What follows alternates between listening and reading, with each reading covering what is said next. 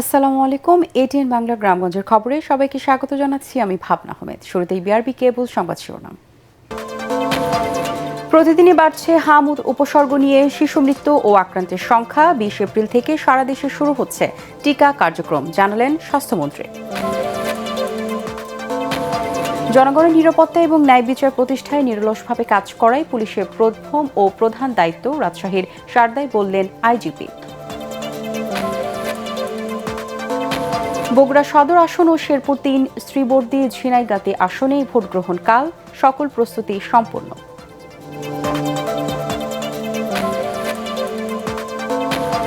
এবং রাজধানীর সাথে মুন্সিগঞ্জের যোগাযোগ সহজ করতে পঞ্চবটি মুক্তারপুর সড়ক আধুনিকায়নের কাজে ধীরগতি, যানজটে নাকাল স্থানীয়রা। শুনছিলেন বিআরবি কেবল সংবাদ শিরোনাম, এবারে বিস্তারিত। প্রতিদিনই বাড়ছে হাম উপসর্গ নিয়ে শিশু মৃত্যু ও আক্রান্তের সংখ্যা। এই পর্যন্ত হাম রোগের উপসর্গ নিয়ে শতাধিক শিশু মারা গেছে। পরিস্থিতি নিয়ে উদ্বেগ প্রকাশ করেছেন অভিভাবক ও সংশ্লিষ্টরা। তাই টিকাদান নিশ্চিতের পাশাপাশি উপসর্গ দেখা দিলে দ্রুত চিকিৎসা নেওয়ার পরামর্শ তাদের। প্রতিনিধিদের তথ্যচিত্রে রিপোর্ট করছেন সাজ্জাদ জাহান। দেশের বিভিন্ন জেলায় হাম আক্রান্ত রোগীর সংখ্যা বেড়েই চলছে। রাজশাহীতে গত 24 ঘন্টায় হাম উপসর্গ নিয়ে 3 শিশুর মৃত্যু হয়েছে। নতুন ভর্তি হয়েছে আরও 23 জন, আর চিকিৎসাধীন রয়েছে 133 শিশু। বরিশাল বিভাগে গত 24 ঘন্টায় 6 জেলায় হামে নতুন করে 99 জন আক্রান্ত হয়েছেন। বরিশাল শেরেবাংলা মেডিকেল কলেজ হাসপাতাল সহ বিভিন্ন হাসপাতালে বর্তমানে চিকিৎসাধীন রয়েছে 697 জন রোগী। চিকিৎসকরা বলছেন আতঙ্কিত না হয়ে অভিভাবকদের সচেতন হতে। এদিকে আমাদের নার্সরা একটু গাফিলতি করে, নার্সরা বলছে যে আমার ময়লা ওরা বলেন আমি একটু নার্স ভাড়া দিতে বলতে না, নার্সের একটু সমস্যা হয়, নার্স কম, এদিকে রুগী বেশি। আমাদের বেড সংখ্যা তো অপ্রতুল, আমাদের বেড 40টার মতো আছে, রুগী আছে 60টার কাছাকাছি।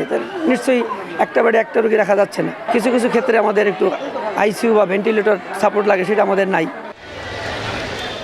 খুলনায় কোনো মৃত্যু না ঘটলেও সংক্রমিত হামে আক্রান্ত শিশুর সংখ্যা দিন দিন বৃদ্ধি পাচ্ছে। খুলনা মেডিকেল কলেজ হাসপাতালে গত 12 দিনে 62 জন শিশু ভর্তি হয়েছে।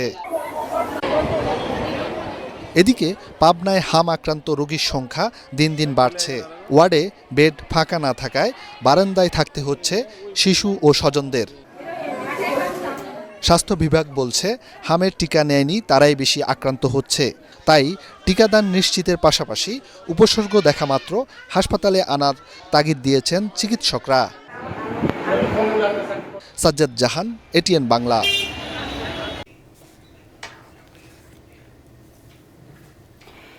তেসরা মে নয়, হাম প্রতিরোধে সারা দেশে আগামী 20 এপ্রিল থেকেই টিকা কার্যক্রম শুরু হচ্ছে বলে জানিয়েছেন স্বাস্থ্যমন্ত্রী সরদার মোহাম্মদ শাকাত হোসেন। জাতীয় সংসদের প্রথম অধিবেশনের 11তম দিনের কার্যক্রমে ব্রাহ্মণবাড়িয়া 2 আসনের সংসদ সদস্য ব্যারিস্টার রুমিন ফারহানার এক প্রশ্নের জবাবে তিনি এ তথ্য জানান। বিসিজি ও পেন্টাগন শিশুদের যে 10 ধরনের টিকার মজুদ কমে গেছে তা ইউনিসেফের কাছ থেকে টাকা দিয়ে কেনার প্রক্রিয়া চলমান বলেও জানান স্বাস্থ্যমন্ত্রী। ইমদাদুল্লাহ বাবু রিপোর্ট। দেশে হামের পরিস্থিতি উদ্বেগজনক আকার ধারণ করেছে। 15 মার্চ থেকে এ পর্যন্ত 8,000 জনের বেশি মানুষ হামে আক্রান্ত হওয়ার খবর দিয়েছে স্বাস্থ্য অধিদপ্তর। শতাধিক শিশু সংক্রামক রোগটিতে মৃত্যুবরণ করেছে। নোটিশ পাওয়া গেছে। উদ্বেগ ছড়িয়েছে সংসদেও।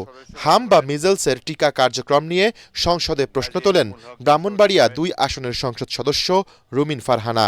জবাবে স্বাস্থ্যমন্ত্রী সরদার মোহাম্মদ সাখাওয়াত হোসেন জানান, ইউনিসেফের মাধ্যমে 2,19,00,000 ডোজ টিকা সংগ্রহ করা হয়েছে। ঢাকা এবং তার পার্শ্ববর্তী এলাকা এবং ঘনবসতিপূর্ণ শহরের বস্তিগুলো অনেক বেশি সংখ্যক লোক থাকে এবং একটা ঘরের সঙ্গে আরেকটা ঘরের কোনো দূরত্বই নাই।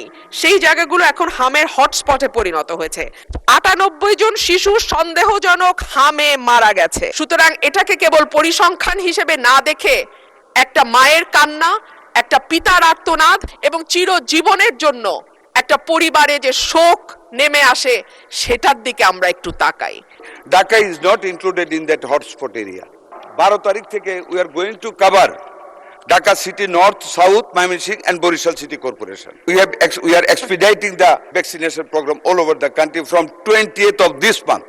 হাম কিন্তু আমারও ছোটবেলা হয়েছে, নিশ্চয়ই আপনারও হয়েছে। অল বেবির হাম হয়, কিন্তু মাননীয় সংসদ সদস্য, জাতিকে যদি আমরা খুব ভয় দেখিয়ে ফেলি তাহলে কিন্তু জাতি রোগাগ্রস্ত হয়ে যায়।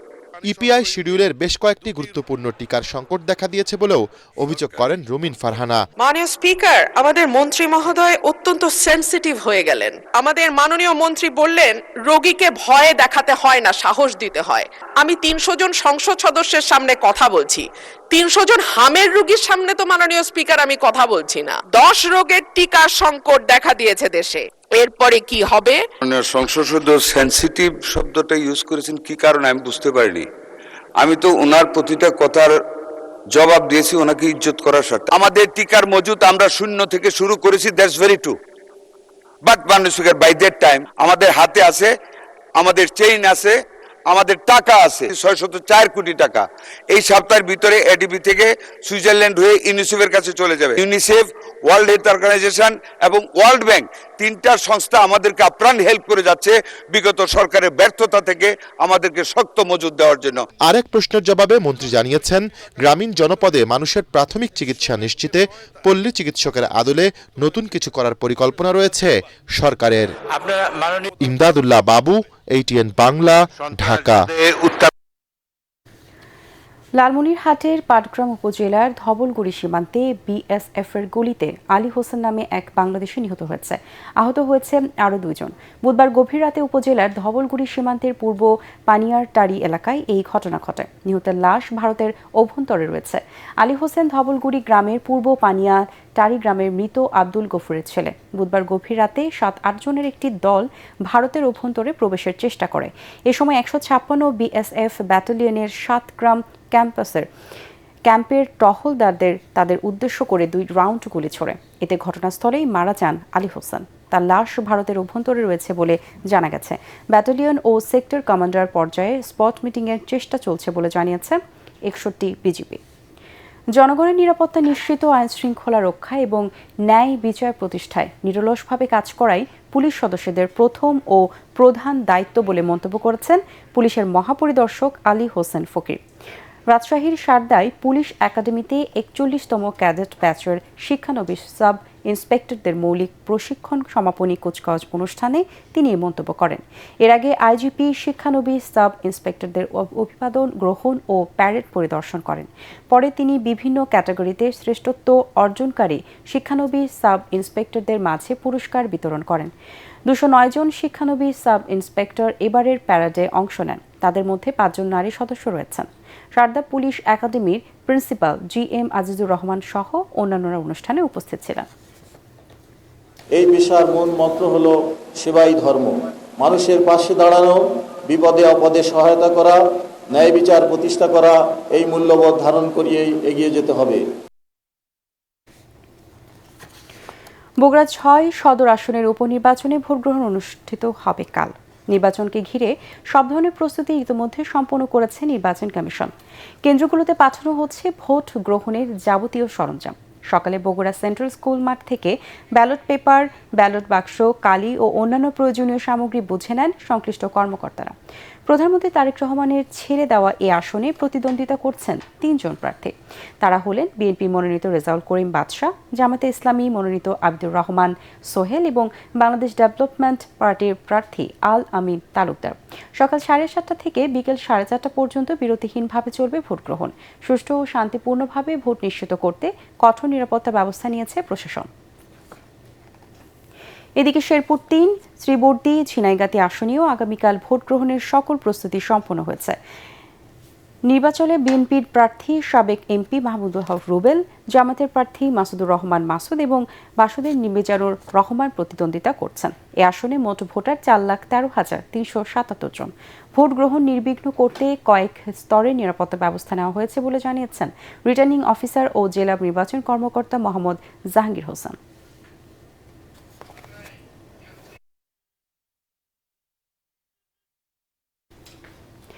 আগামী 72 ঘন্টার মধ্যে রংপুর বেগম রোকেয়া বিশ্ববিদ্যালয় ছাত্র সংসদ নির্বাচন অনুষ্ঠানে কার্যকর পদক্ষেপ না নিলে প্রশাসনিক কার্যক্রম অচল করে দেওয়ার আলটিমেটাম দিয়েছেন শিক্ষার্থীরা।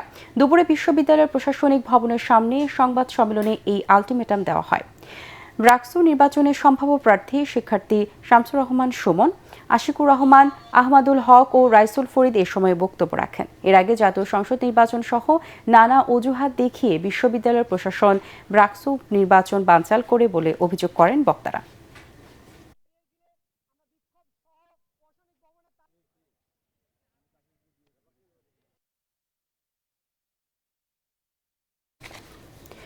চাঁপাইনবাবগঞ্জ সদর, গোমস্তাপুর ও শিবগঞ্জ উপজেলায় জ্বালানি তেল সরবরাহে অনিয়ম ও কালোবাজারি রোধে অ্যাপভিত্তিক নতুন কার্যক্রম চালু করেছে জেলা প্রশাসন। সকাল থেকে ৩ উপজেলায় একযোগে এই কার্যক্রম শুরু হয়। নতুন এই ব্যবস্থার আওতায় সদর, শিবগঞ্জ ও গোমস্তাপুর উপজেলার সকল ফিলিং স্টেশনে বৈধ লাইসেন্স ও রেজিস্ট্রেশন সম্বলিত মোটরসাইকেলের নাম্বার প্লেট অনলাইন অ্যাপের মাধ্যমে যাচাই করে জ্বালানি তেল সরবরাহ করা হচ্ছে। জেলা প্রশাসন জানায়, প্রতিবার একজন গ্রাহক সর্বোচ্চ ৫০০ টাকার জ্বালানি তেল সংগ্রহ করতে পারবেন। অনুমতির মেয়াদ থাকবে ৫ দিন। একবার তেল নেওয়ার পর ৫ দিনের মধ্যে পুনরায় তেল নিতে গেলে অ্যাপে যাচাইয়ের সময় সংশ্লিষ্ট যানবাহনটিকে ব্লক করার পাশাপাশি আইনানুগত ব্যবস্থা নেওয়া হবে।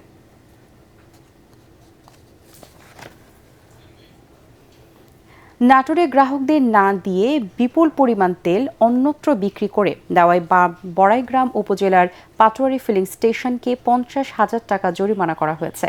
উপজেলা নির্বাহী কর্মকর্তা লাইলা জান্নাতুল ফেরদৌস এই জরিমানা করেন। এদিকে নাটোর শহরের স্টেশন বাজার এলাকায় ফ্রেন্ডস ফিলিং স্টেশনে তেলের সিরিয়াল নিয়ে সংঘর্ষে ২ জন আহত হয়েছে। এর মধ্যে জহুরুল নামে একজনকে রাজশাহী মেডিকেল কলেজ হাসপাতালে ও বাবু নামে অপরজনকে নাটোর সদর হাসপাতালে ভর্তি করা হয়।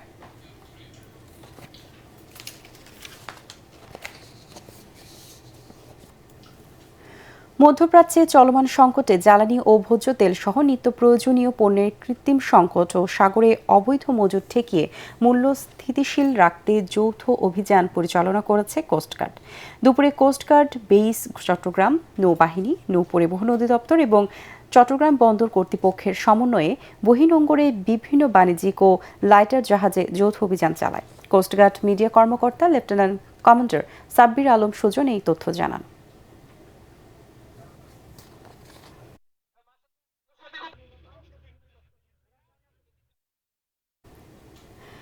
নাটোর, চাঁপাইনবাবগঞ্জ ও চুয়াডাঙ্গায় আকস্মিক কালবৈশাখী ঝড় ও শিলাবৃষ্টিতে ফসলের ব্যাপক ক্ষতি হয়েছে।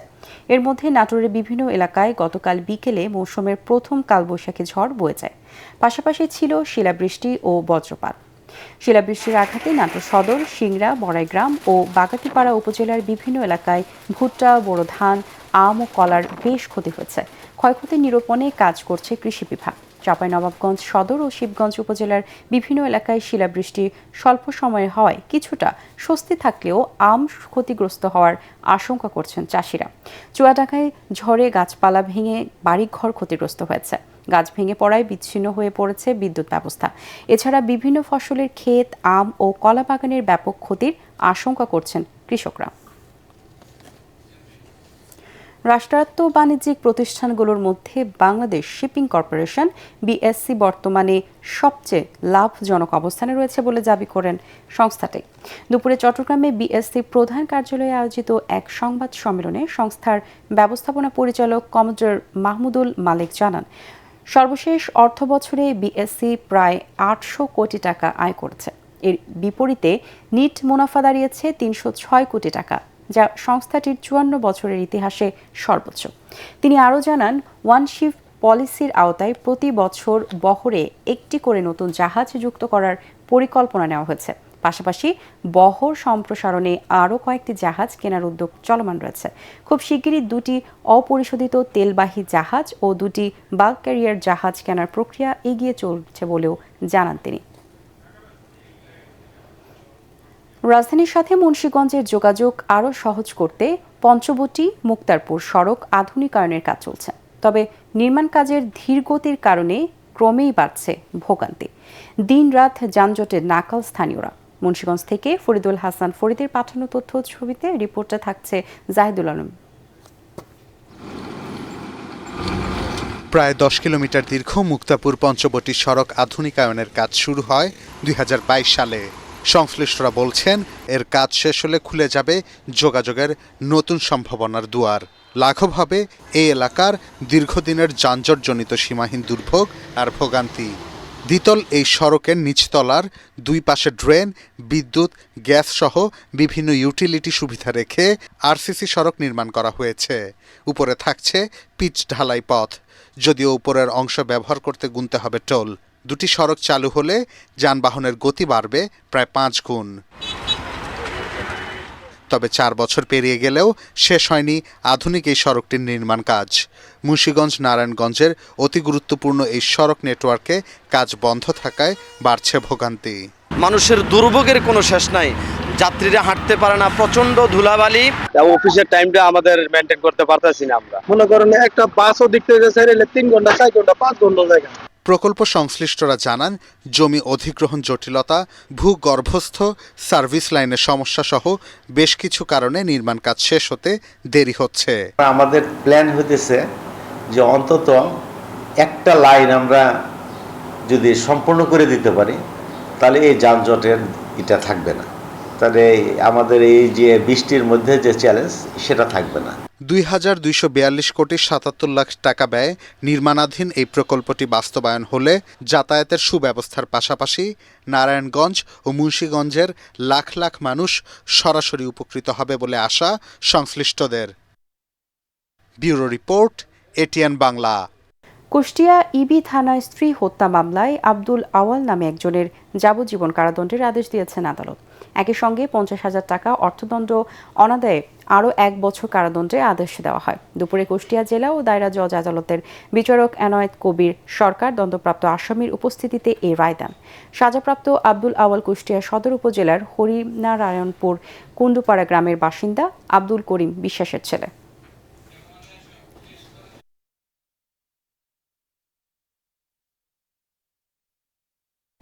পরবর্তী সংবাদ দেখার আমন্ত্রণ জানিয়ে এখনকার মতো শেষ করছি এটিএন বাংলার সংবাদ। ইউটিউবে দেখতে ব্রাউজ করুন youtube/ATN বাংলা নিউজ। ধন্যবাদ সবাইকে।